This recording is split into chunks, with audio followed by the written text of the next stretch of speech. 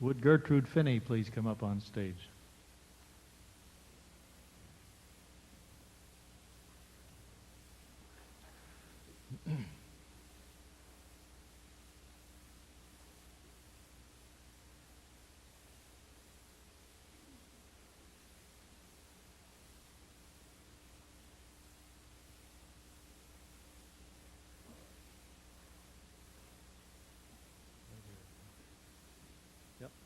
You bet. Turn around, face the audience.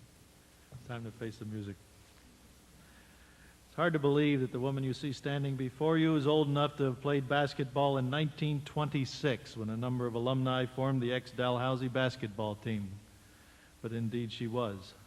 That team went on to win the Eastern Canadian title, with their only loss coming at the hands of the famous Edmonton Grads. She, like many of tonight's inductees, was outstanding in more than one sport. Gertrude Phinney was one of Edgar Sterling's charges at Dalhousie University in the late 20s. On June 27, 1927, after 2 weeks of training, Sterling talked Phinney into entering the first ever Ladies Maritime Championships in track and field. 18 at the time, Gertrude decided, although she'd never competed before, that she would enter to see if she couldn't win some points for her team. There were a great number of entries. By day's end, she had run in 4 100-yard heats, 3 60-yard hurdle heats, 4 50-yard heats, and 3 220-yard heats. In amongst her 14 races, she had competed in the long jump as well.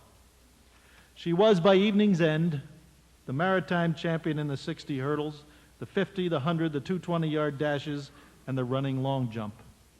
She had also placed an embarrassing second in the standing long jump. 4 of her wins were in new maritime record times.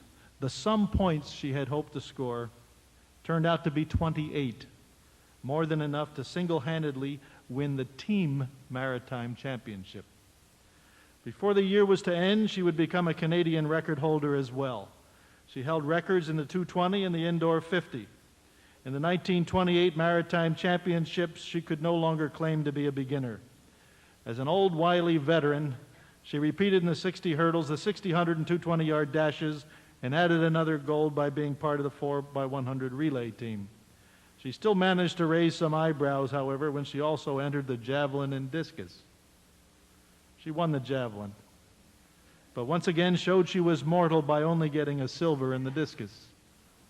In the 1928 Olympic trials, Gertrude won the 220, but she lost the 60 to eventual gold medal winner Myrtle Cook. Phinney, and I quote, breasted the tape inches back. It might have been 1 inch, 2 or 3, but no more.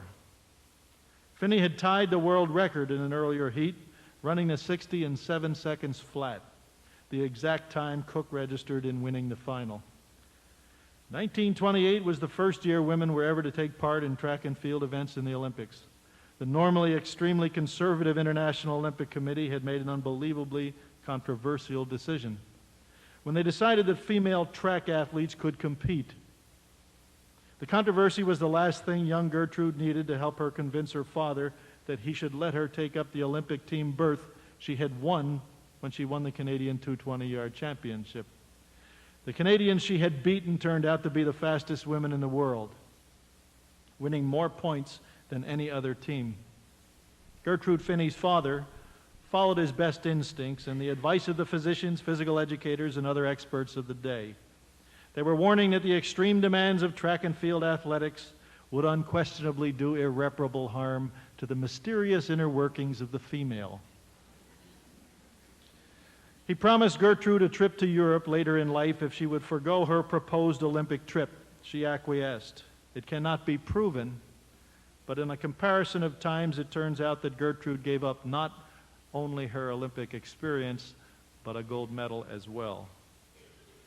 She did continue to compete while she was at Dalhousie. She entered the 1929 Maritime Championships, avenged her 1927 long jump loss by winning that event with a maritime record jump of more than 17 feet. She then went on to win the 60 hurdles, all 3 sprints, a gold in the relay for a total of 7 first places and 35 team points. When her schooling took her to Acadia, she gave up track because they had no program for women. They hadn't yet hired the farsighted dean they presently have. That's Bill White, if you don't happen to be aware of that. While it's hardly the place of a sport historian to judge Gertrude's inner workings, it would seem that we can all agree that they worked all right when she bore her 5 children. Her first husband, Brannon Young, died in 1974. In 1978, she married Tom Beattie. In 1981, the name Gertrude Phinney Young Beattie appeared on the convocation list at Acadia when, at the age of 72, exactly 50 years after receiving her BSc, she received her BEd. On a small dresser at home are a number of trophies she's received for tennis. Oh, did I forget to mention she also played tennis? You might notice I didn't say was. These trophies are those she has won since she turned 60 years old. Though her track accomplishments were 50 years ago, perhaps you'll permit me at least one more comparison to place her accomplishments in perspective.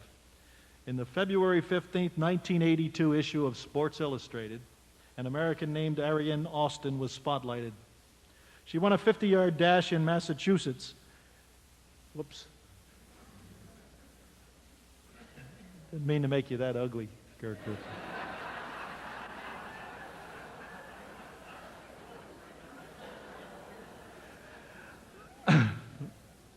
In the Sports Illustrated, an American named Ariane Austin was spotlighted. She won a 50-yard dash in Massachusetts in 6.3 seconds. In 1927, on the Wanderers grounds, before the use of spiked shoes was actually common, and certainly she didn't own them, Gertrude Phinney ran the same distance in 6.2 seconds. May I present, ladies and gentlemen, an excellent basketball player, a tournament tennis player, a world record track performer, a successful academic, musician, coach, and teacher, and a woman whose inner workings seem to have served her well, Mrs. Gertrude Phinney Young Beattie.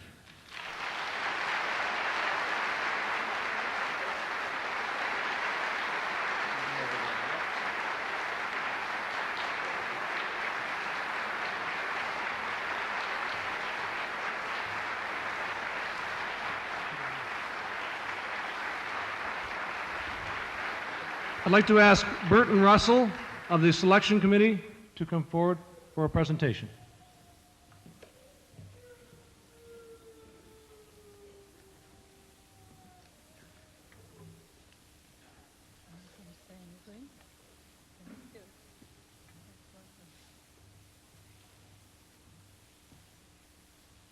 Gertrude, maybe a few words. First, let's just talk about what could have been at the Olympics. Maybe you can take us back and just explain to us the decision and how much trouble that put you through. That's hard to answer after 60 years. I can't think back that far sometimes. But no, when we were running in the 20s, track and field was not for women. The first Maritime track meet was held in St. John in 1926. And then in 1927, Edgar Sterling and his wife and Ace Foley and some of the others in the Chronicle managed to have the first Maritime track meet over in Halifax at the Wanderers grounds. That's where we started everything going. And then there was another track meet, excuse me, in St. John the next year, and then back to Halifax the following year. Those were Maritime. And then Dartmouth had 4 indoor track meets. Might be interesting to tell you that I had the indoor track meet for the 50 yards indoors without any starting blocks in 5.8 seconds. You know when Ben Johnson? Yeah. You know what he did it in with starting blocks? The blocks were the difference. 5.2 seconds, so I was 0.6 seconds behind him.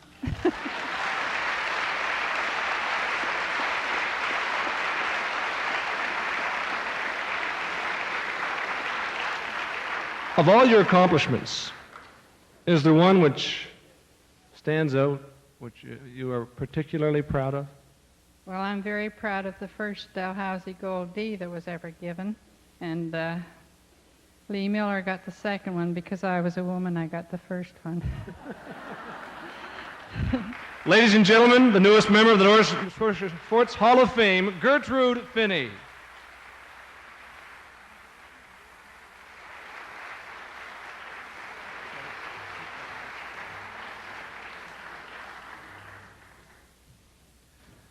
See, if she had taken steroids, she would have beaten Ben Johnson.